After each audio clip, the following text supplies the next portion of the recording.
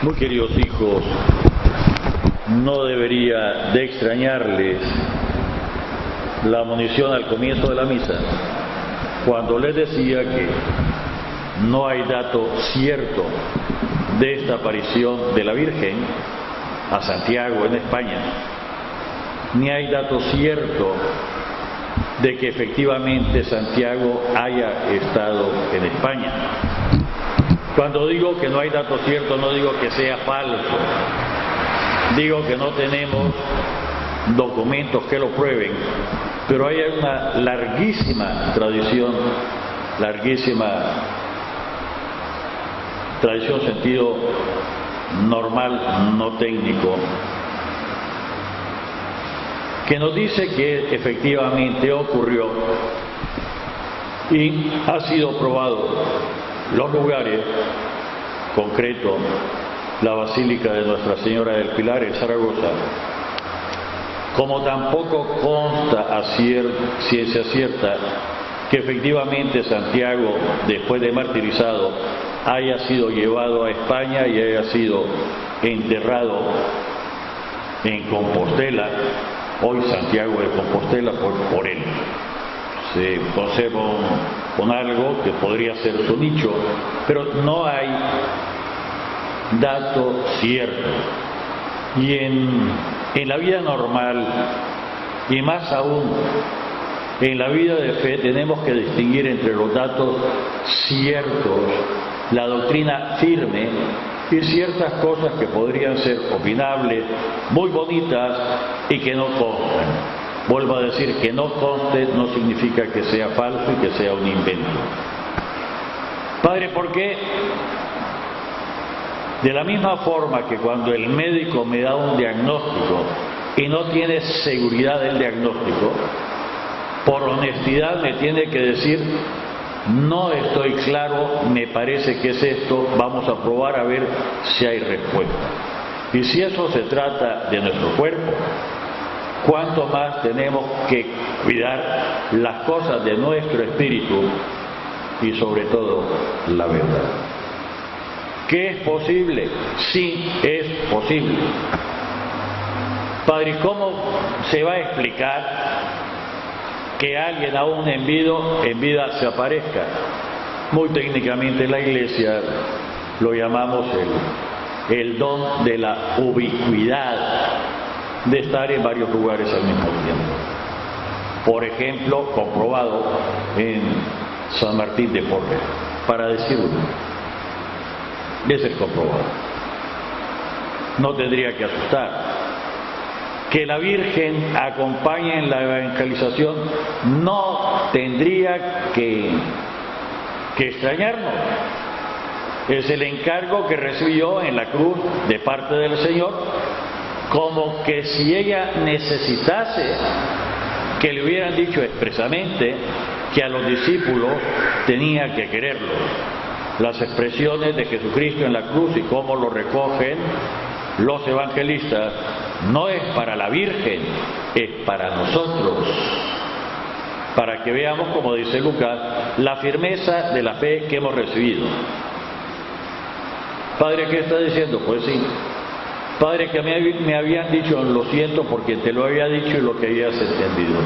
La verdad hay que decirla sin cortapisa, ciertamente, adecuándola a la conciencia, al nivel de conciencia, al crecimiento de la persona.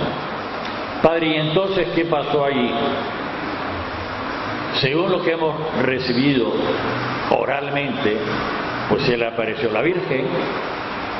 Santiago, como todas personas, tenía su momentito down, y ese punto ha servido para irradiar la fe y para mantenerla, sobre todo cuando en la primera evangelización de España y durante el tiempo en que los moros musulmanes tuvieron el dominio de casi toda España durante 800 años, y por otros momentos difíciles de la historia española. Cuando tocamos esta cosa siempre hay exageración. El otro día vi solemnidad de no sé quién. Solemnidad es un término muy técnico en la liturgia, normalmente asignada solo al Señor. Las demás son fiestas, o como hoy, que tiene que celebrarse muy bien en los lugares dedicados a Nuestra Señora del Pilar, pero en los otros templos ni siquiera nos obliga a celebrarlo. Es escogencia del pueblo. Padre, ¿qué está diciendo? Si hubiera estudiado el catecismo y otras cosas, no habría necesidad de decirlo para salvar cosas. Y ciertas celebraciones que en un templo incluso podrían ser solemnidad. Estoy pensando ahorita San José de Calazán, 25 de agosto, en los lugares de la Orden Escolapia, para ahí sí es solemnidad, pero en otros lugares, por ejemplo San Juan de Dios, no lo es. Padre, pues sí. Un poquito más de estudio del catecismo, de liturgia. Y no dejarse llevar de la... Muy bonita la explicación que ponen en el milagro de los fieles, pero el afirmar que fue la primera aparición de la Virgen y que ese lugar tiene privilegio por otro, ya entra un poquito en la ideología, en la buena fe y en la propaganda.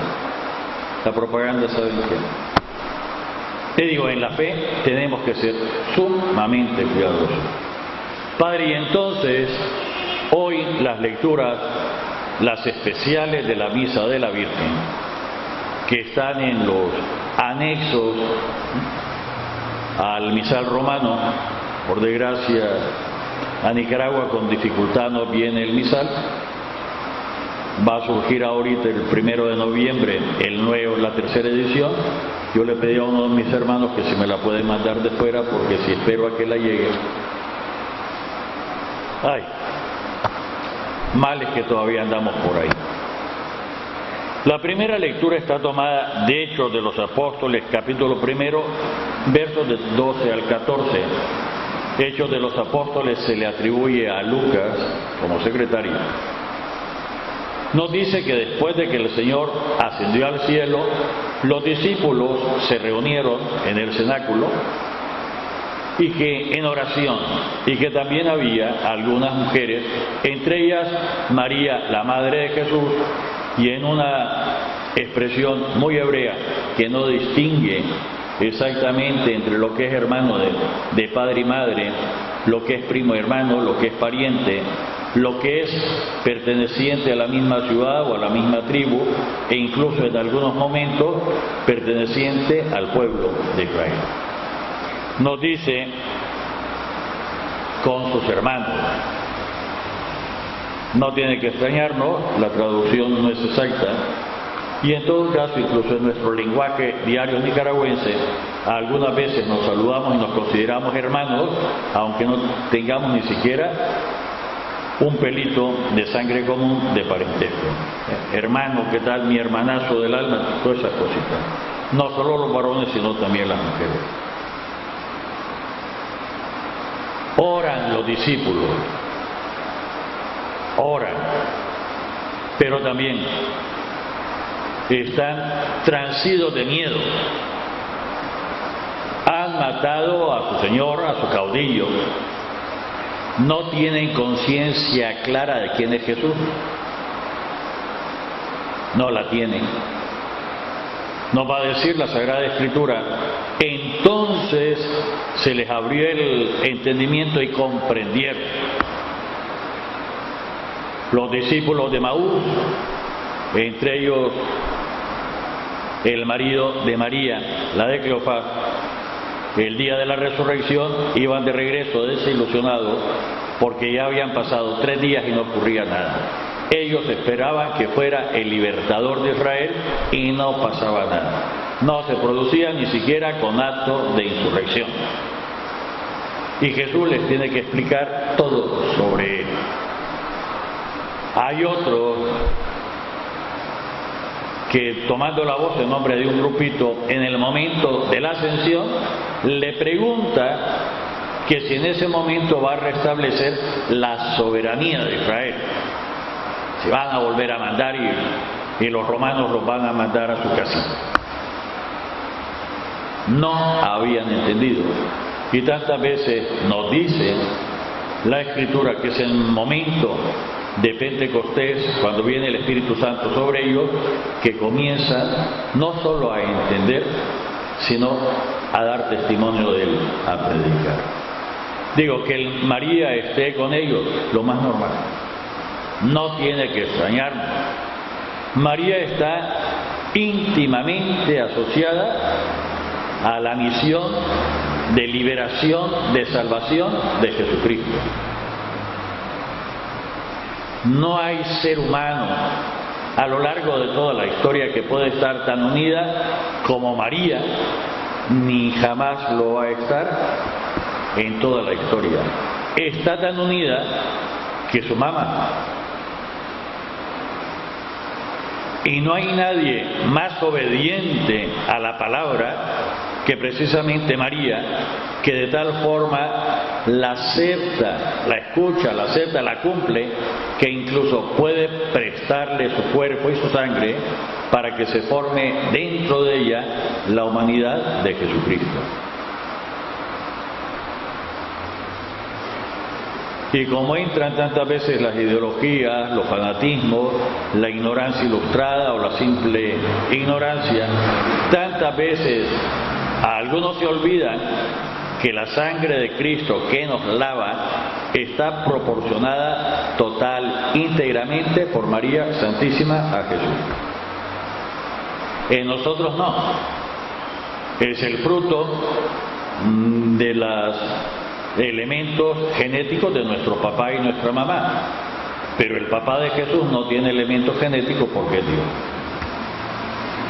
Y el cuerpo de Cristo que nos une en comunidad, ofrecido por nosotros, está proporcionado total y exclusivamente por María Santísima, porque su papá no tiene cuerpo.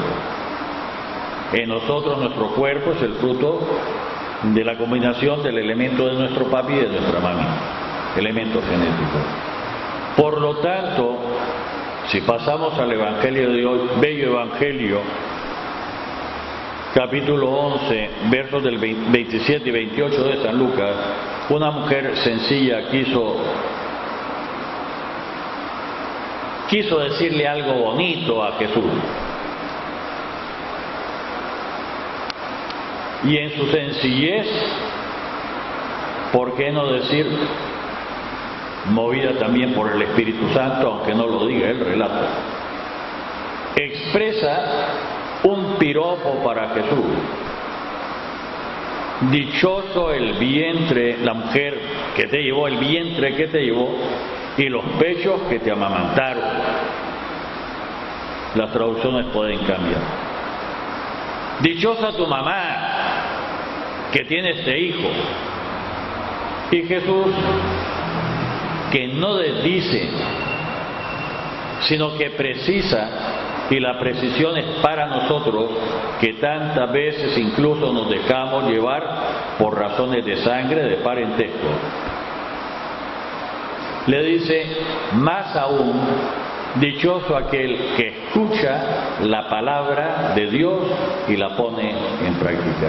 Y reitero, nadie jamás en toda la historia de la humanidad, ni antes de Jesús ni después de Jesús, va a haber alguien que de tal forma reciba la palabra y la ponga en práctica, que pueda quedar embarazada y formar la humanidad de Jesucristo, nuestro Dios y Señor. Humanidad unida misteriosa pero eficazmente a la divinidad en una unión hipostática, que aunque no se confunden para formar una nueva realidad, nunca jamás nadie la puede separar. De tal forma que lo hecho, dicho por Jesús en cuanto hombre, se puede decir con toda propiedad, hecho, dicho, sufrido como Jesús en cuanto Dios.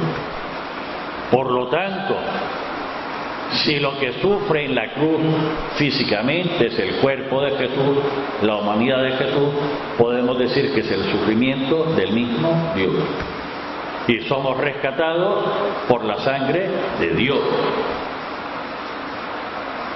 Este argumento que ya se presentaron en el Concilio de Éfeso llegó a concluir espontáneamente que si esto es así de la unión hipostática, ya que María es la mamá de Jesús en cuanto hombre, se puede decir con propiedad que María es la mamá de Dios. Y esta invocación, nacida en Éfeso, llenó de alegría a toda la ciudad, pequeña por cierto, que recorrieron ese mismo día en que el concilio lo definió como verdad firme de fe, recorrió con antorcha toda la ciudad con una alegría espontánea repitiendo: María, la Madre de Dios. Nosotros, incluso en nuestro devocionario, para que nadie se equivoque, hacemos la precisión más que técnica. Estoy pensando ahorita en el Santo Rosario. Después de los 5 Padre Nuestros, las 50 Aves Marías que se intercalan, hay unas 3 Aves Marías, y en la primera se saluda a María: Dios te salve María Santísima, hija de Dios Padre, Virgen purísima antes del parto, alcánzanos la virtud de la fe. Y en la segunda Ave María: Dios te salve María Santísima, Madre de Dios Hijo, Virgen purísima en el parto, alcánzanos la virtud de la esperanza. Y en la tercera: Dios te salve María Santísima, Esposa de Dios Espíritu Santo, Virgen purísima después del parto, alcánzanos la virtud de la caridad, del amor. Distinguimos esta relación trinitaria como hija del Padre, madre del Hijo, y si su embarazo fue por obra y gracia del Espíritu Santo, por analogía decimos esposa de Dios Espíritu Santo. Padre, ¿y eso qué significa? Significa que en nuestro caminar no estamos solos y que tenemos todas las ayudas, incluso sensibles, a lo largo de la historia para reafirmarnos en la verdad. Jesucristo es la verdad. Padre, pero es que la fe no necesita de eso. No sé quién te lo haya dicho, porque San Lucas, cuando escribe su evangelio, le dice a Teófilo, y el Teófilo somos nosotros, el querido por Dios: yo también, después de haber investigado diligentemente las cosas que ocurrieron entre nosotros, te las he querido escribir en forma ordenada para que veas la firmeza de la fe que has recibido. Los evangelios, la Sagrada Escritura reafirman nuestra fe. La fe la transmite la Iglesia, la predicación de la Iglesia, y en concreto, oficialmente, se transmite en el sacramento del bautismo. Pero hay que mantenerla, hay que evitar que se infeccione, hay que evitar que se enferme, hay que evitar matarla. Padre, ¿y cómo podemos alimentar la fe? Intentando escuchar la palabra y poniéndola en práctica, limpiando nuestra persona periódicamente con el sacramento de la reconciliación, alimentándonos con el cuerpo y la sangre del Señor en la comunión, en la oración, desde luego, en el estudio de la Sagrada Escritura y de la doctrina de la Iglesia, desde luego, y haciendo obras buenas. Padre, pero eso significa el vivir como cristiano. Padre, es que yo creo que no es necesario, Dios mío, ya te dejaste infeccionar. Nuestra fe es la de la Iglesia.